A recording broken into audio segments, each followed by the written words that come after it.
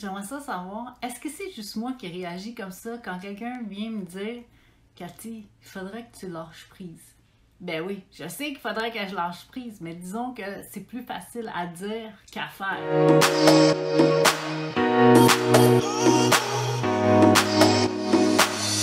J'ai pas trouvé la méthode infaillible pour lâcher prise, mais j'ai trouvé que de m'ancrer, ça m'aidait à avoir plus de facilité à lâcher prise et j'avais envie de vous faire cette capsule vidéo pour vous partager mes trucs et mes astuces. Il y en a qui vont dire qu'est-ce que ça veut dire s'ancrer, à quoi ça sert, l'ancrage.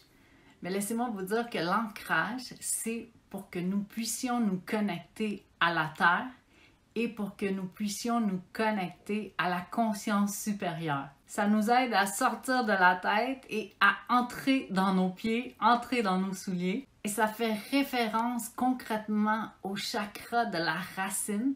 C'est le premier de nos 7 chakras. Il est représenté aussi par la couleur rouge et il est situé au niveau du périnée. Puis j'ai découvert que le fait de s'ancrer, ça avait plusieurs côtés positifs, dont le lâcher-prise. Ça aide à lâcher prise, mais j'ai découvert aussi que ça diminue notre stress, que ça nous rend plus positif, qu'on a plus d'énergie, qu'on a plus confiance en soi et ça nous aide même à devenir un peu plus serein. Mais comment ça marche? Comment ça fonctionne?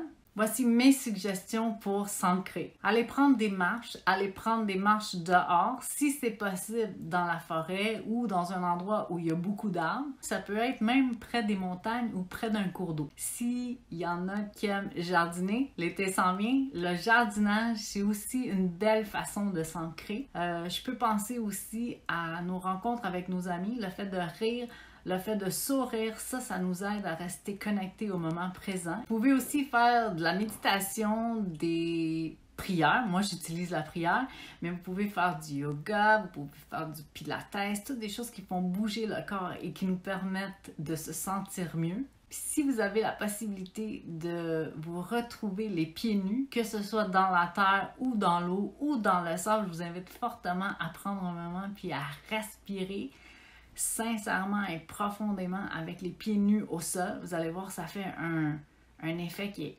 incroyable. Puis l'image qui me vient par rapport à l'ancrage, c'est évidemment celle d'un arbre. Vous imaginez un grand arbre avec de grosses racines. Quand vous regardez par terre, vous imaginez que les racines sont bien profondes et bien solides. Puis quand vous relevez la tête, qu'est-ce que vous voyez? Vous voyez un feuillage bien rempli et des branches qui s'étirent vers le ciel. Et un peu à cette image de cet arbre, ça nous permet d'évoluer et ça nous permet de grandir. La raison pour laquelle toutes les personnes devraient s'ancrer, c'est évidemment parce que ça nous aide à lâcher prise, mais c'est aussi pour augmenter notre connexion, nous, envers la Terre et nous, envers la conscience supérieure.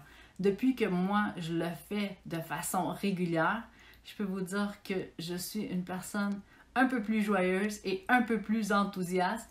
Et quand une personne vient me dire « Cathy, il faudrait que tu lâches prise », là, ça devient synonyme de « Cathy, je pense qu'il faudrait que tu ailles faire un peu d'ancrage ». J'espère que cette capsule vidéo-là a su vous aider à prendre du recul face au lâcher prise, que vous avez appris comment faire de l'ancrage.